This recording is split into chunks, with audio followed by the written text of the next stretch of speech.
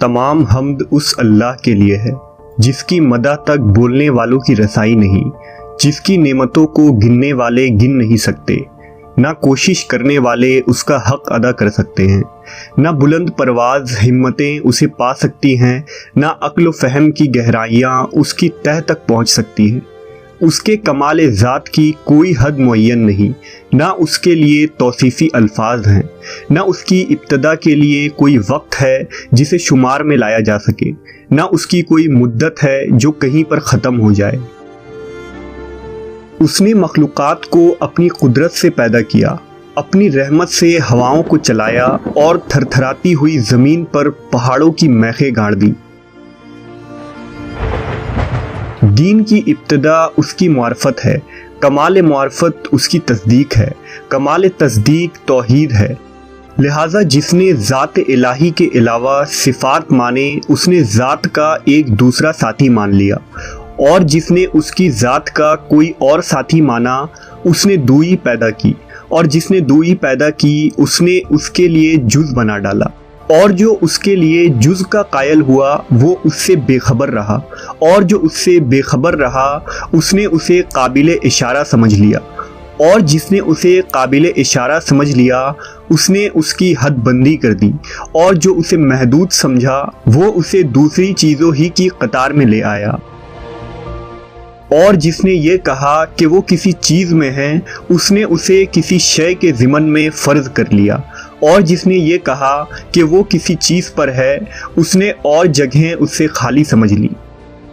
وہ ہے، ہوا نہیں، موجود ہے مگر عدم سے وجود میں نہیں آیا۔ وہ ہر شے کے ساتھ ہے، نہ جسمانی اتصال کی طرح وہ ہر چیز سے علیحدہ ہے، نہ جسمانی دوری کے طور پر۔ وہ فاعل ہے لیکن حرکات و آلات کا محتاج نہیں۔ وہ اس وقت بھی دیکھنے والا تھا جبکہ مخلوقات میں کوئی چیز دکھائی نہیں دینے والی تھی۔ وہ یگانہ ہے اس لیے کہ اس کا کوئی ساتھی ہی نہیں ہے جس سے وہ مانوس ہو اور اسے کھو کر پریشان ہو جائے۔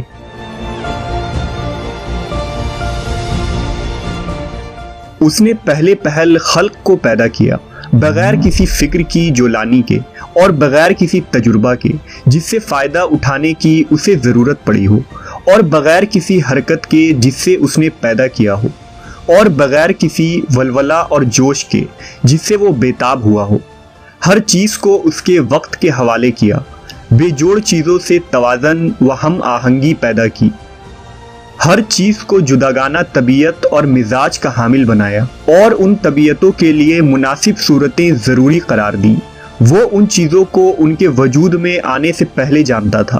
ان کی حد و نہایت پر احاطہ کیے ہوئے تھا، اور ان کے نفوس و اعضاء کو پہچانتا تھا۔ پھر یہ کہ اس نے کشادہ فضا، وسیع اطراف و اکناف اور خلا کی وسعتیں خلق کی، اور اس میں ایسا پانی بہایا جس کے دریائے مواج کی لہریں طوفانی اور بحر زخار کی موجیں تہ بتہ تھی۔ اسے تیز ہوا اور تند آندھی کی پشت پر لادا، پھر اسے پانی کے پلٹانے کا حکم دیا، اور اسے اس کے پابند رکھنے پر قابو دیا، اور اسے پانی کی سرحد سے ملا دیا۔ اس کے نیچے ہوا دور تک پھیلی ہوئی تھی اور اوپر پانی ٹھانٹھے مار رہا تھا۔ پھر اللہ نے اس پانی کے اندر ایک ہوا خلق کی جس کا چلنا بانجھ تھا، اور اسے اس کے مرکز پر قرار رکھا، اس کے جھونکے تیز کر دیے اور اس کے چلنے کی جگہ دور و دراز تک پھیلا دی۔ پھر اس ہوا کو مامور کیا کہ وہ پانی کے ذخیرے کو تھپیڑے دے اور بحر بیکراں کی موجوں کو اچھلا دے۔ اس ہوا نے پانی کو یوں مت دیا جس طرح دہی کے مشکیزے کو متھا جاتا ہے، اور اسے دھکیلتی ہوئی تیزی سے چلی جس طرح خالی فضا میں چلتی ہے، یہاں تک کہ اسے متلاطم پانی کی سطح بلند ہو گئی اور وہ تہ بتہ پانی جھاگ دینے لگا۔ اللہ نے وہ جھاگ کھلی ہوا اور کشادہ فضا کی طرف اٹھائی اور اس سے ساتوں آسمان پیدا کیے۔ نیچے والے آسمان کو رکی ہوئی موج کی طرح بنایا، اور اوپر والے آسمان کو محفوظ چھت اور بلند عمارت کی صورت میں اس طرح قائم کیا کہ نہ ستونوں کے سہارے کی حاجت تھی نہ بندھنوں سے جوڑنے کی ضرورت۔ پھر اس کو ستاروں کی طرح سج دھج اور روشن تاروں کو چمک دمک سے آراستہ کیا،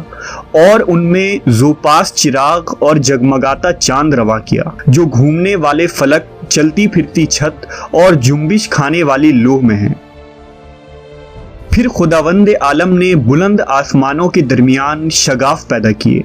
और उनकी वसतों को तरह तरह के फरिश्तों से भर दिया। कुछ उनमें सरबसजूद हैं जो रुकू नहीं करते, कुछ रुकू में हैं जो सीधे नहीं होते, कुछ सफ़े बांधे हुए हैं जो अपनी जगह नहीं छोड़ते, और कुछ पाकीज़गी बयान कर रहे हैं जो उकताते नहीं। ना उनकी आंखों में नींद आती है, ना उनकी अक्लों में भूल चूक पैदा होती है, ना उनके बदनों में सुस्ती व काहली आती है, ना उन पर नसियान की गफलत तारी होती है। इनमें कुछ तो वही इलाही के अमीन, उसके रसूलों की तरफ पैगाम रसानी के लिए ज़बान हक और उसके कतई फैसलों और फरमानों को लेकर आने जाने वाले हैं। कुछ उसके बंदों के निगहबान और जन्नत के दरवाज़ों के पासबान हैं।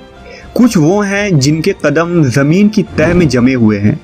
और उनके पहलू अतराफ आलम से भी आगे बढ़ गई हैं। उनके शाने अर्श के पायों से मेल खाते हैं। अर्श के सामने उनकी आंखें झुकी हुई हैं और उसके नीचे अपने परों में लपटे हुए हैं, और उनमें और दूसरी मखलूक में इज्जत के हजाब और कुदरत के सरा पर्दे हायल हैं। वो शक्ल सूरत के साथ अपने रब का तसव्वुर नहीं करते, ना उस पर मखलूक की सिफतें तारी करते हैं, ना उसे महल व मकान में घिरा हुआ समझते हैं, ना अशबाह व नज़ायर से उसकी तरफ इशारा करते हैं।